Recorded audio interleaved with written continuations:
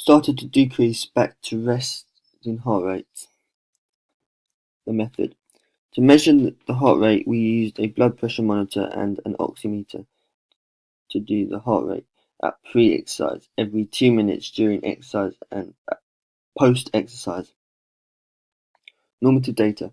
Normative data shows an increase at 2 to 4 minutes, but then plateaus around 6 to 20 minutes as they work at 60 to 80% of their heart rate, which is the level of steady-state exercise. It then starts to steadily decrease. Results. The client starts at a low resting heart rate of 75 beats per minute. For the pre-exercise and up to 2 minutes, the heart rate increases is minimal. As the duration of the exercise increases from 2 minutes to 10 minutes, it shows all three heart rates increasing steadily. Josh's heart rate increases in shallower and continues to steadily increase until 18 minutes. The heart rates generally increase up until 6 to 8 minutes, an average of 25 to 80 beats per minute. Then at 8 minutes for Summer and Max, it starts to plateau due to the heart rate staying at a steady rate for continuous exercise at 70 to 80% of their maximum heart rate. Analysis. The results following the pattern of the normative data showed there was an anticipated rise in heart rate prior to the exercise due to the CNS releasing noradrenaline. The sensory neurons reach to the body's activity and send an impulse to the CNS that causes adrenaline.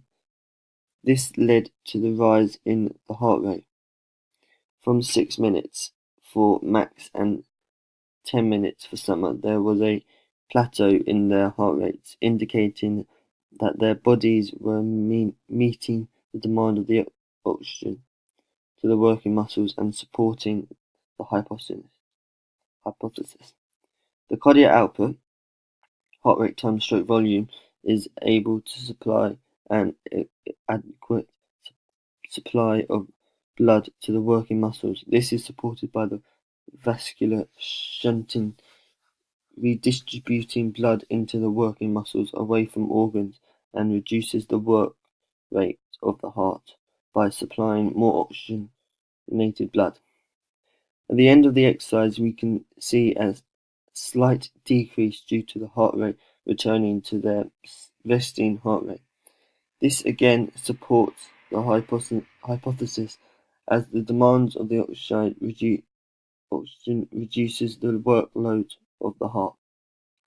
When comparing these pieces of data to the normative data, we can see that Max and Summer had on average an increase at the beginning of the exercise, but then plateaus due to meeting the demands of the exercise. However, Josh has an decrease, then starts to increase steadily, which is significantly different results to normal data, which is due to having a 1 minute warm-up, elevating his heart rate pre-exercise, and we may have to consider retesting. Energy systems hypothesis. We hypothesized that we would use his aerobic energy system as his body was exercising for a long period of time and would need oxygen supplying his working muscles with energy. This would also mean that his heart rate and breathing rate will increase due to the demand of the exercise and his body's responses. Method. We recorded lactate levels every 6 minutes and O2 saturation every 4 minutes. Normative data. From the normative data, we see that the O2 saturation level increased due to the performer working at their aerobic threshold. Josh and Summer's O2 saturation had a plateau effect throughout their results, suggesting that their O2 saturation was very similar to the normative data.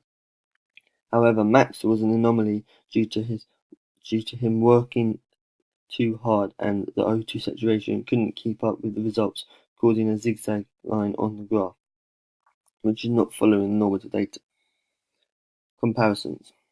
When analysing their lactate levels, we can see that they increased a steady rate at the start and then plateaued at 2 minutes. Max and Summer had high lactate levels, which implies that they went through spurts of exercising anaerobically. On the other hand, Josh's lactate results were much lower, so considered to be more similar to the normative data, with his body producing very low levels of lactate acid and confirming that his body was working aerobically. Respiratory system hypothesis. The breathing rate would steadily increase in proportion to the demand of the oxygen. Then, as the body met the oxygen demand, the breathing rate would start to plateau. When the exercise starts to decrease, his breathing rate would decrease. Method. The participants cycled for 20 minutes and breathed in through their nose and out through their mouth. Every 6 minutes we counted breathing breaths per minute. Normative data. Looking at the normative data, we could see that the graph has a steady increase until the performer reaches 60–80% of their aerobic capacity. It then starts to plateau as the steady state exercise demand for oxygen is met. Once the exercise has stopped, the performer's breathing rate will decrease back to resting levels. Comparisons. Summers and Josh's have a slight increase at the beginning when it is a plateaus. After 4 minutes, then it has a slight decrease at about 18 minutes. Then this is due to the exercise starting to stop and they working at a lower intensity. However, Max's results were an anomaly as there was a miscalculation with the technology, meaning they would need to do more tests to get accurate results.